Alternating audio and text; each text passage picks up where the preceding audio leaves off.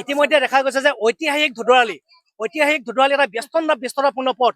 এই পথটোৱেদি সকলো জিলালৈ মানুহ অহা যোৱা কৰে, গাড়ী যান বাহন অহা যোৱা কৰে। কিন্তু দেখা গৈছে যে আমি 2 বছৰ ধৰি আজি প্ৰতিবাদ কৰি আহিছো। আমি কৃষক মুক্তি সংগ্ৰাম সমিতি, সদৌ অসম মহিলা সমিতি, সামগ্ৰী যুৱ সমাজ আমি প্ৰতিবাদ কৰি আহিছো। কিন্তু আমাৰ প্ৰতিবাদলৈ কিন্তু গড়কাপ্তানি বিভাগ বা লোক নিৰ্মাণ বিভাগে কোনো কেৰেপে কৰা নাই মুহূৰ্তলৈকে। দেখিবলৈ পোৱা গৈছে যে ইতিমধ্যে আমি গম পালে শিৱা হালাল খান নামৰ যিজন মানুহে ইয়াত ঠিকা পাইছিল, তেখেত ইতিমধ্যে ইয়াৰ পৰা পলাই পত্ৰং দিলে। তাৰপিছত গড়কাপ্তানি বিভাগৰ নেতৃত্বত কিছু টকা আহিছিল যে ৰাস্তাটো গাঁতবিলাক পুতিব লাগে, কিন্তু সেই টকাৰে তেওঁলোকে একো কাম কাজ নকৰিলে।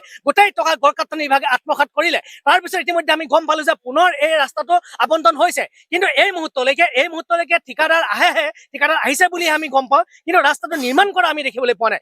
দৈনিক ইয়াত দুৰ্ঘটনা হৈছে, দৈনিক ইয়াত স্কুলীয়া ছাত্ৰ ছাত্ৰীৰ দুৰ্ঘটনা পতিত হ'বলগীয়া হৈছে। ইতিমধ্যে মৃত্যুমুখতো পৰিছে। ইয়াৰ যিবিলাক নিম্ন মানদণ্ডৰ পুল বনাই থৈছে, ভগ্নাৱশেষ হৈ আছে, তাত মানুহৰ এক্সিডেণ্ট হৈ মৃত্যুমুখতো পৰিছে। তথাপিতো কিন্তু গড়কাপ্তানি বিভাগৰ এই মুহূৰ্তলৈকে কোনো খা খবৰ নাই, আৰু গড়কাপ্তানি বিভাগত শুই থকা ইতিমধ্যে দেখিবলৈ পোৱা গৈছে। শিৱসাগৰ গড়কাপ্তানি বিভাগৰ অনুপম হাজৰিকা নামৰ যিজন ধুৰ আছে, আৰু শিৱসাগৰ নাজিৰাৰ যিজন মনদীপ দিহিঙা নামৰ গড়কাপ্তানি বিভাগৰ ধুৰ আছে, এই দুইজন ধুৰে লগ লাগি ঠিকাদাৰৰ পৰা কমিশ্যন খোৱাৰ অংকত এই ধুৰৰ আলিটো তেওঁলোকে ক্ষতি গাঁৱলৈ পৰিণত কৰিছে।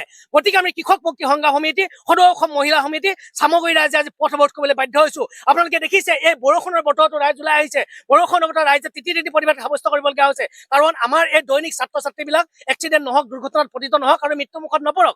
অনাগত সময়ত যদি ইয়াত তেওঁলোকে অতি সোনকালে যদি এই ধুঁদুৱালিটো নিৰ্মাণ নকৰে, তেনেহ'লে অনাগত দিনত যেতিয়া দুৰ্ঘটনাত পতিত হ'ব লগা হয়, ইয়াৰ বাবে জগৰীয়া হ'ব বিজেপি চৰকাৰখন, গড়কাপ্তানি মন্ত্ৰী আৰু লগতে নাজিৰাস্থিত গড়কাপ্তানি বিষয়া মনদীপ দিহিঙীয়া, শিৱসাগৰস্থিত গড়কাপ্তানি বিষয়া অনুপম হাজৰিকা আৰু মনদীপ দিহিঙীয়া ইয়াৰ বাবে দায়ী হ'ব।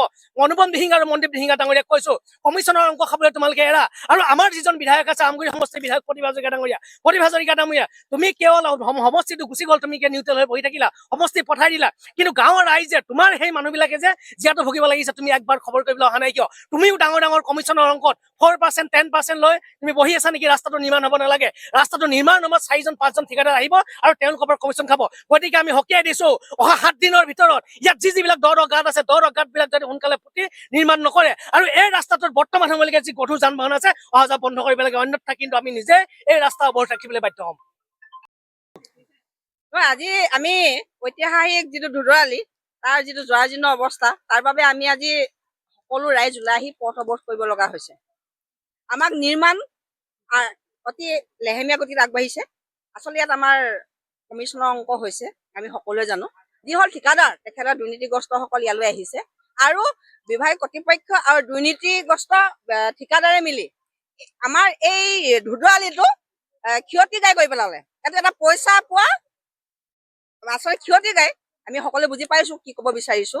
আৰু আমি ৰাইজ সদায় এনেকৈ শান্ত হৈ নাথাকিম, যিহেতু আমাৰ যিটো ৰাস্তা হ'ল, তাৰ কাৰণে আমাৰ জনসাধাৰণ অহা যোৱা যথেষ্টখিনি সমস্যা হৈছে, যিখিনি আমি প্ৰকাশ কৰিব নোৱাৰো।